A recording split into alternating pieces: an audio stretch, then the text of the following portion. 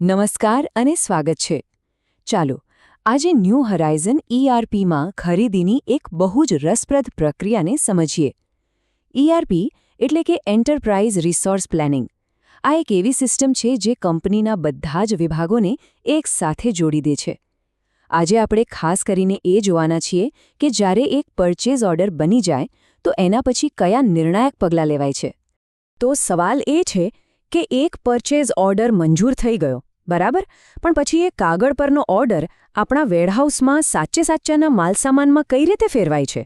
ચાલો આખી સફરને ઊંડાણપૂર્વક સમજીએ.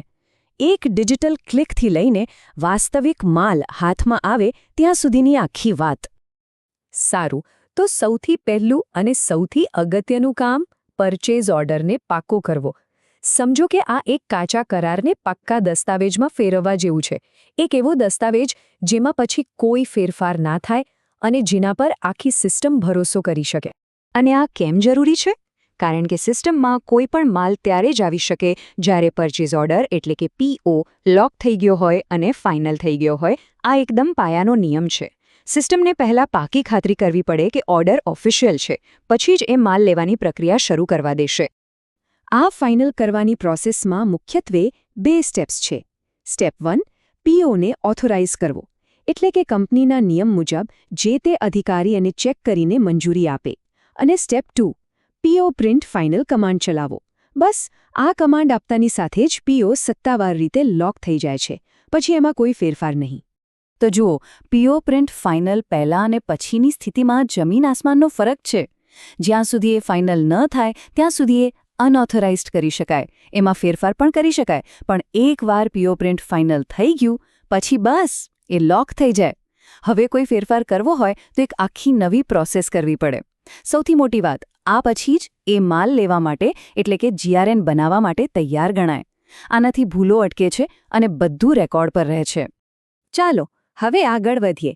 અહીં એક એવી સમસ્યાની વાત કરીએ જે નવા યુઝર્સને લગભગ હંમેશા નડે છે.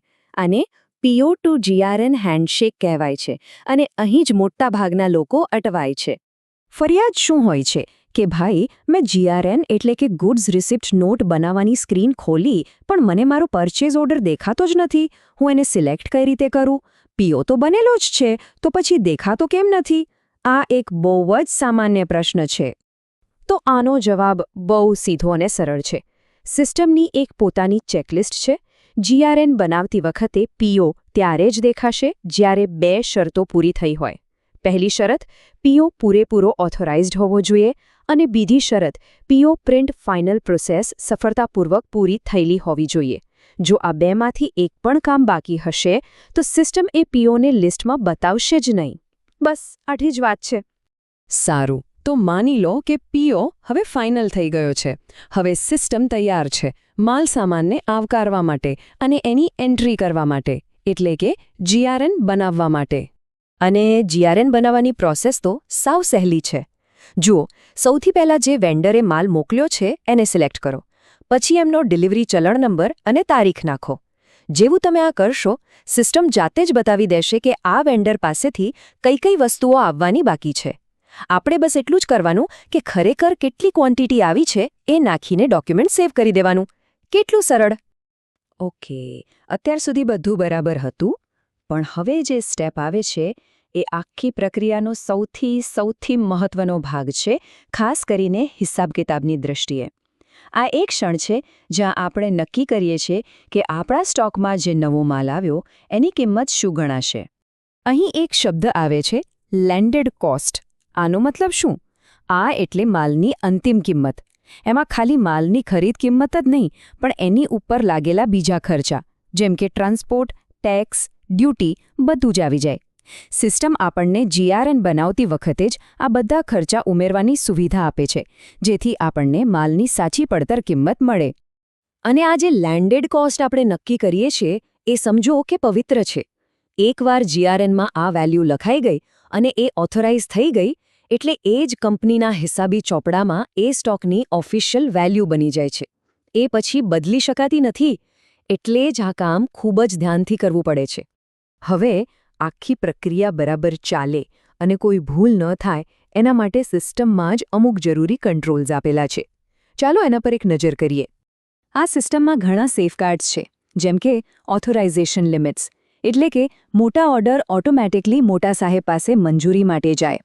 પછી છે એક્સેસ ક્વોન્ટિટી કંટ્રોલ, એટલે કે જો ઓર્ડર કરતાં વધુ માલ આવે તો સિસ્ટમ તરત જ આપણને ચેતવે. સપ્લાયર કન્ફર્મેશન પણ ટ્રેક કરી શકાય છે. અને હા, પીઓ વગર પણ જીઆરએન બનાવી શકાય, પણ એ ખાસ સંજોગોમાં અને ખાસ પરવાનગી સાથે જ. આ બધા કંટ્રોલ્સથી ખર્ચ પર કાબૂ રહે છે અને બધું પારદર્શક રહે છે. ચાલો, તો આપણે જે આખી સફર જોઈ એને એકવાર ફટાફટ રિવાઇન્ડ કરીને સમજી લઈએ. આપણે ક્યાંથી શરૂઆત કરી? એક ડિજિટલ ઓર્ડરથી. એ પીઓ એક પાક્કો લોક થયેલો કરાર બન્યો. એ કરારના આધારે આપણે માલસામાન મેળવ્યો અને અંતે એ માલ આપણી કંપનીની એક સત્તાવાર, મૂલ્યવાન સંપત્તિ તરીકે ઇન્વેન્ટરીમાં નોંધાઈ ગયો.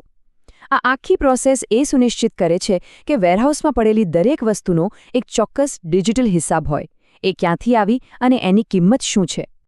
ઓકે, તો માલ આવી ગયો, એની ગણતરી પણ થઈ ગઈ. પણ અહીં વાત પૂરી નથી થતી. આ સાંકળની છેલ્લી અને સૌથી અગત્યની કડી કઈ? હવે આગળ શું થશે?